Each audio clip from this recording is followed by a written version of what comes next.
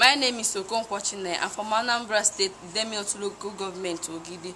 I came here for, I'm one of the boot camp participants in this 2011.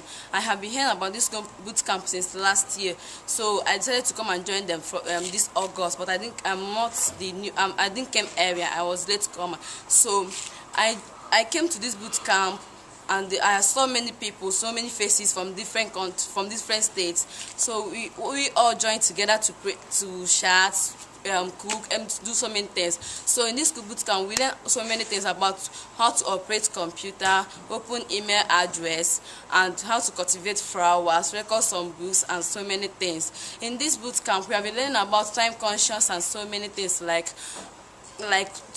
some teacher teaching us physics, mathematics, English, and literature. So I thank Professor Christine Echukwu for founding this founding this Inwe Science Center for the youth of this country, to educate some youth and to make some youth to know about how to operate computer.